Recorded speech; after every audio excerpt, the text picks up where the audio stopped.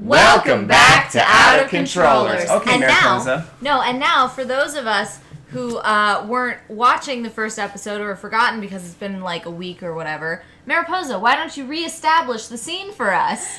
Okay. I live above a ski resort, and No, I was kidding. You just like Fucking please tell the story now. Anyway, so it was winter, right? And I forgot something. Oh my God. Where the place the lodge is above the place where the parking lot rejoins the road. That's important because on this winter's day there was a truck going up to refill the beer taps at the lodge. All right. And it got stuck because it was icy and it's a narrow, steep road. Okay. And so the school bus is stuck in like the middle of the road, and the school bus going up to pick up some kids tries to go around it and goes into the ditch on the left side of the truck as you're going up the hill. Mm-hmm. So my mom comes creeping down the hill because she knows this blind curve is very dangerous and is icy, and a lot of people can go a lot faster around that curve than they really should because they know the neighborhood and there's usually nobody on that road. Mm-hmm. So and it's easy to feel like you're in control of your car when you really cannot stop. And so my mom comes around this curve very slow and sees, the scene of this Budweiser truck and the school bus in the ditch next to it. And so she stops, and she's sitting there in front of this truck, okay, what are we gonna do? And she sees the guy in the truck, waving his arms above his head. And she's like, why is he waving at me? I'm stopped. And then, that's where my mom's memories and my memories of this come in a little differently. I remember the car coming behind us, hitting us first, bouncing off the school bus, and then hitting us again. My mom remembers him hitting the school bus first, bouncing off us, and hitting the school bus again. So, that happened because this guy was going too fast around this curve, as I established people are likely to do. And What dinguses? so my mom says it was pretty amazing, because they talk about these engines that are supposed to drop, and she watched it do exactly that as the entire front part of our car was shoved underneath the Budweiser truck, and she watches the engine as it goes down instead of onto her legs, and she's like, well, I'm glad those safety procedures are in place because I would have just lost my legs. Wow. And so my brother and I, my little brother, he's probably 2 or 3 at the time. Nice. We're both in the back, and as we get hit, we both get these crazy seatbelt scratches on our neck. And, Sure. but we didn't get hurt apart from that, and nobody in the bus was hurt.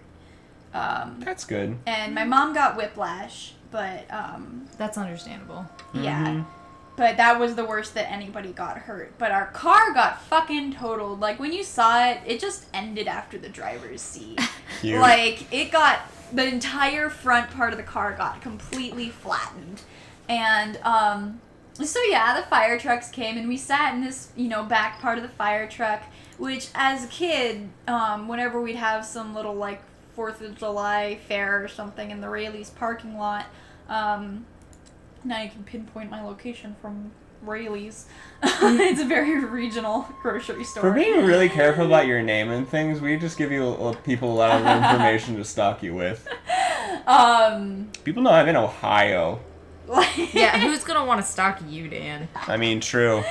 But yeah, so you would wait. I remember as a little kid, you'd wait in line for half an hour, which as a little kid is a crazy long time. Fucking long time. To go climb up in the fire truck because it's exciting. That's true. And you'd go sit in this space for 30 seconds and then get out again.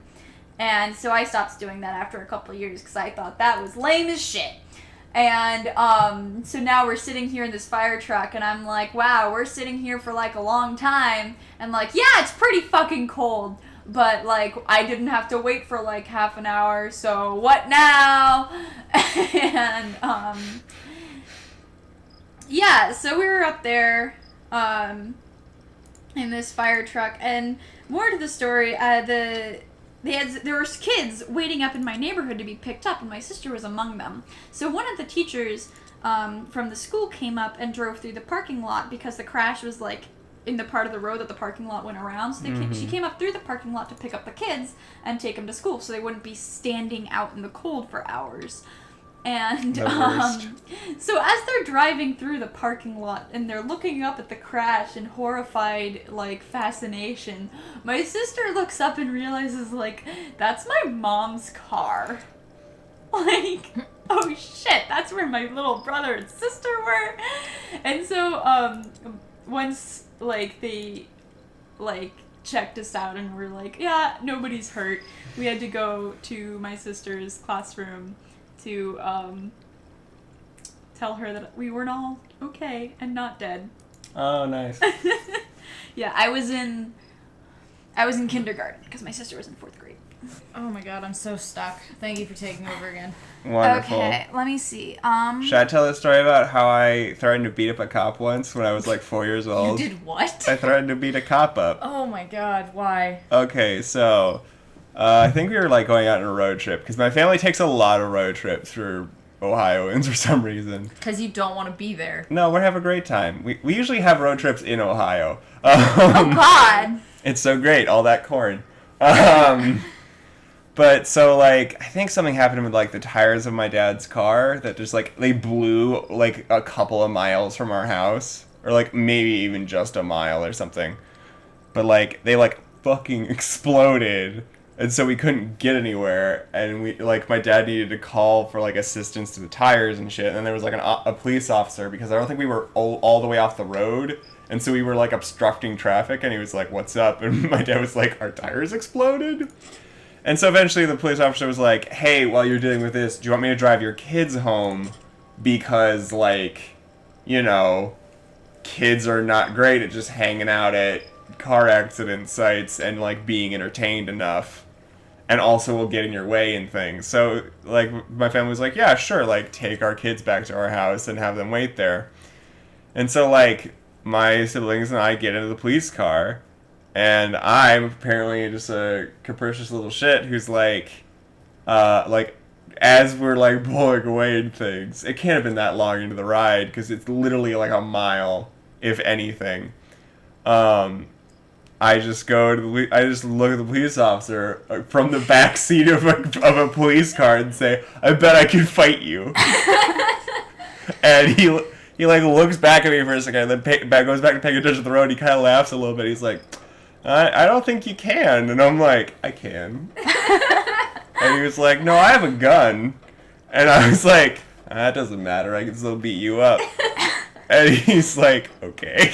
And I'm like, "I could." And I think in my logic, I was like, if you just stand really still, a gun doesn't hurt that bad. Because, you know, I'm 4, so that makes a lot of sense. That's what people should do when they're getting shot, but that's not what they do. Oh, man. And my siblings, who are, like, not terribly older than me, at least I definitely isn't that much older than me, but they're both like, "Daniel, shut up. Do not egg on a cop." And I was like, "No, I'm good. I'm just going to keep saying I can beat him up." It's right there. Oh, never mind. I'm an idiot. So it's there and there, and then there and there. Okay, so we can't do anything with 3s yet. 7. You're right, Dan. Thank you. Miraculously. It's because I always like cycle through the numbers, so I usually don't see obvious shit for a while. Yes. Okay, yes. 6. Oh my god. Let me go through my cycle. You're throwing off my groove. Have I thrown off the Emperor's groove? I'm really good at everything. Clearly. That's how these things work, right? You tell one story about threatening a cop, and then you point out some numbers, and then you're good at the game. Oh boy. Have you guys ever had any police encounters? I'm trying to think of more story ideas. I mean, mostly it was just that time that like we were sitting in the truck because like after that, of course, the cops showed up, and then they drove us wherever we needed to go. And I remember that was the first time I'd ever ridden in a cop car, and it was kind of impressive because I think I was in my teens at that point. And like we had options about where to sit in the car, and like I think one of my brothers got the front seat. Stands a chance. I think one of my brothers got the front seat, and so like I could either sit, you know, in the like containment part of the back seat, or I could sit like in the regular back seat, and I remember having like a fit of claustrophobia. Oh, do I do 5? Okay. 5 could go in. Yeah, I don't know. Okay, but anyway, I remember I'm going having with what Dan says. Well, I think that's a great idea. Plan. But so you know, I had this fit of claustrophobia, and I was like, never mind, get me the fuck out of here. Hang on, no. Do I want? Yeah, you have to put 11 10, there. 11, 12. Well, it could be 10, 11, 12. Okay, well then get rid of 10. Yeah, I'm gonna. Wait, I wanna not. How do I not? There. We'll find that out later. Also get rid of 5, because I don't think that we necessarily know where that goes. Yeah, we don't. Okay. Okay, these things are getting really hard. Okay. Well, guess what, guys? Next time on Out of Controllers, we do more of these things. Oh, okay. Alright, thanks for watching, you guys. Thanks for watching. Bye. Bye.